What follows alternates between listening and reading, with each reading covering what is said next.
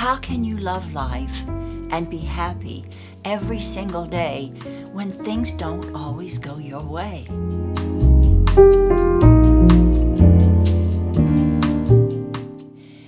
Each minute, hour, day that we are on this planet, each year of our lives since our birth, all of the little bits and pieces of time, it's a kaleidoscope of who we are. But our choices, hearts and minds will determine who we will be.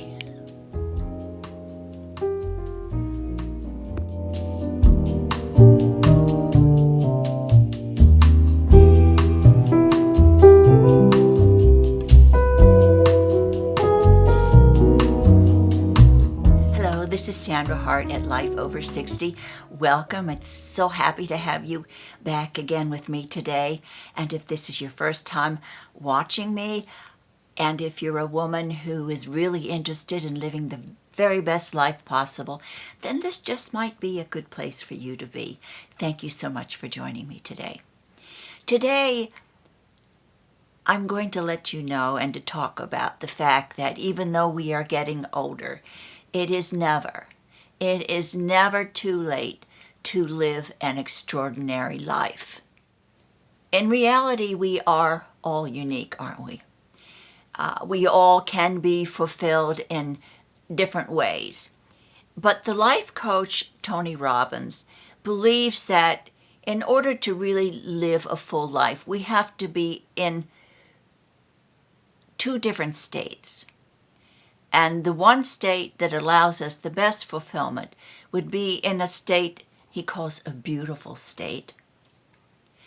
And the other state is a suffering state. Now, what is the difference between the two? Well, we don't have to use our imaginations probably to understand what the beautiful state is.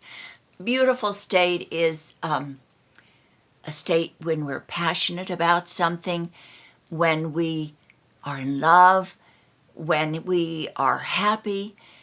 And that state is the best state to be. And when we're in that state, it allows us, when we do things, to kind of always do the right thing because we're happy inside. And it's not stressful, and we know exactly what to do. And our minds and hearts are working together, so we are thinking positively, and we're usually doing the right thing. And the other state is, which I call the very negative state, he calls the suffering state. And that is when we're frustrated, when we are overwhelmed, when we're lonely, depressed, and maybe worried about something.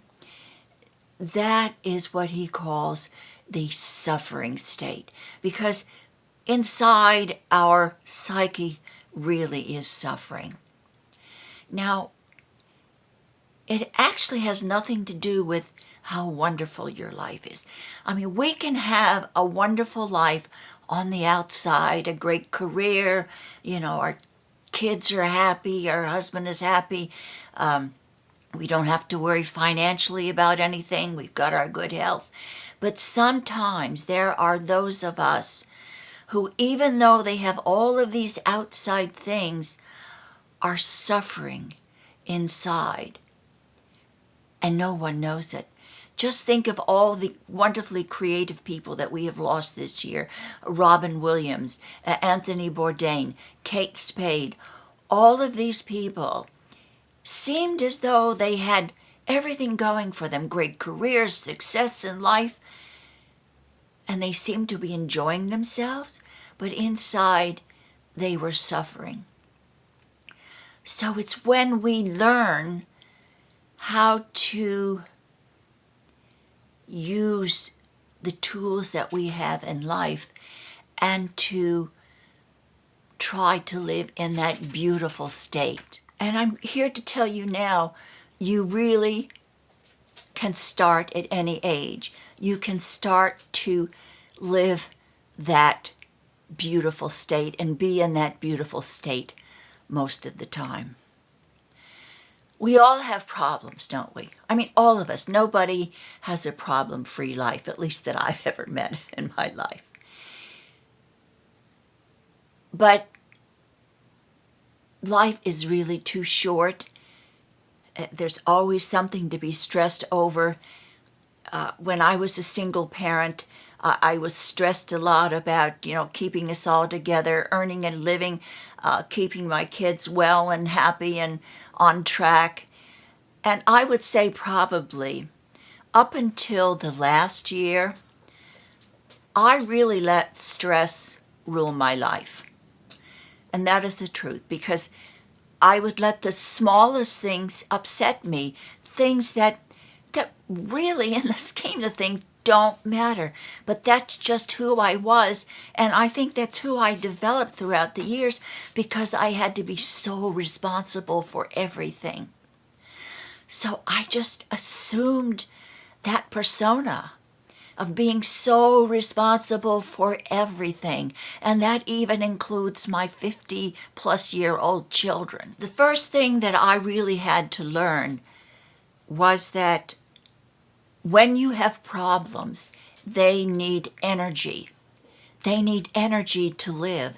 And if you don't give them that energy, it's much easier to solve those problems, especially if you're in that state where your head is clear and you're in that beautiful state. Isn't that true?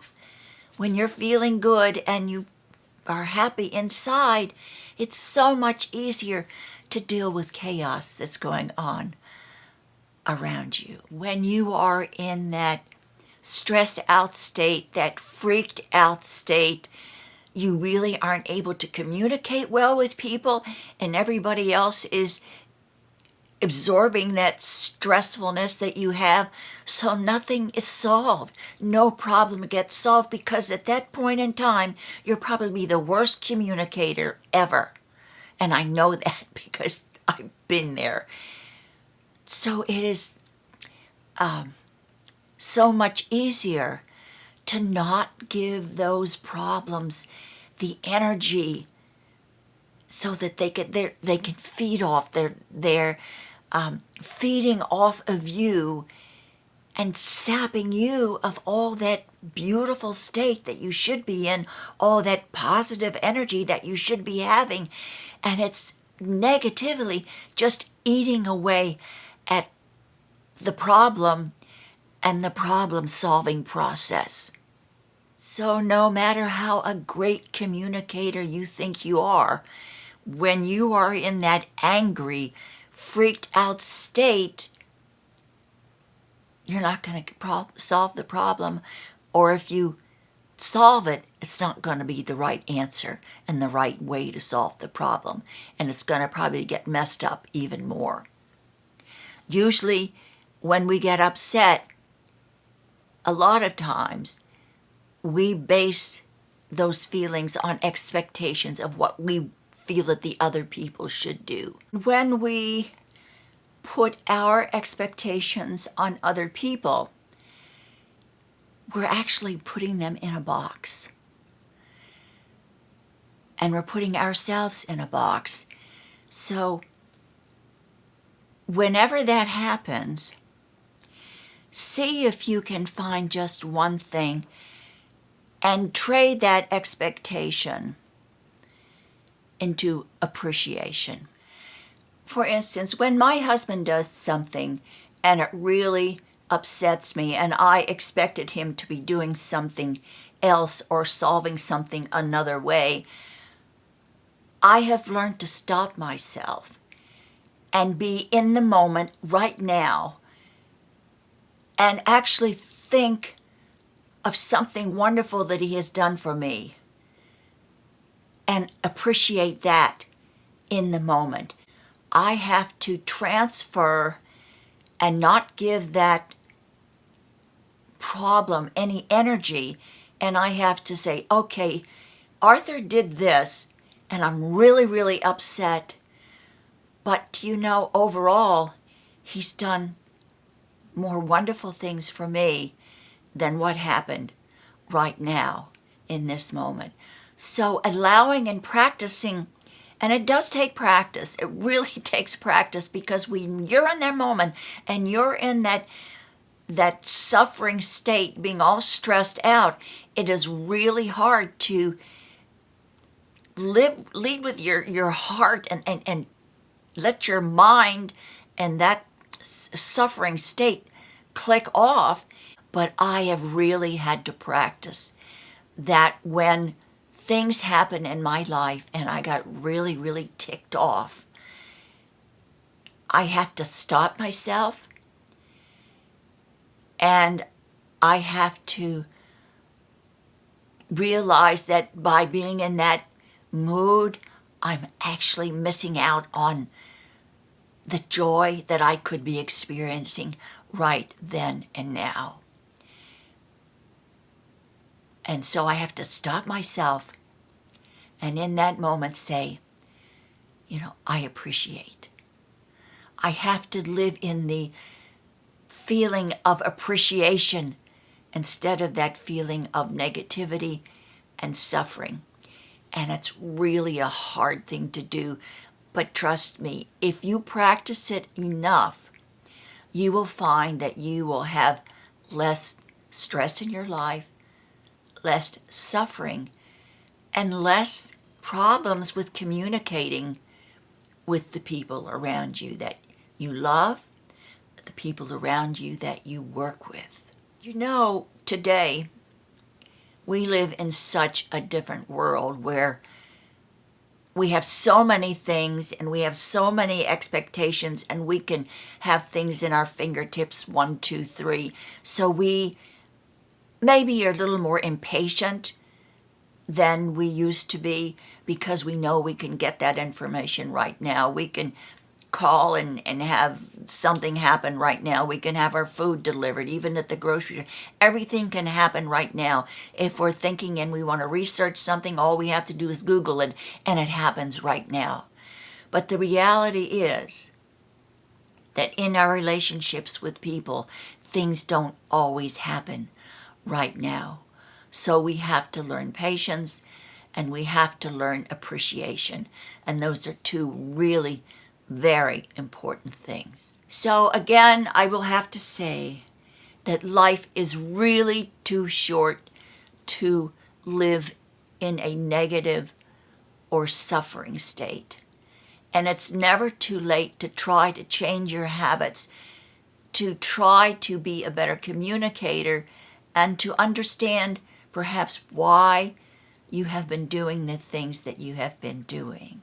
When you practice the art of fulfillment, living in that beautiful state, and perhaps letting your heart and your mind work together so that you can lead a more fulfilling life. Believe me, I know that life is too short, and I want to live the very best life possible.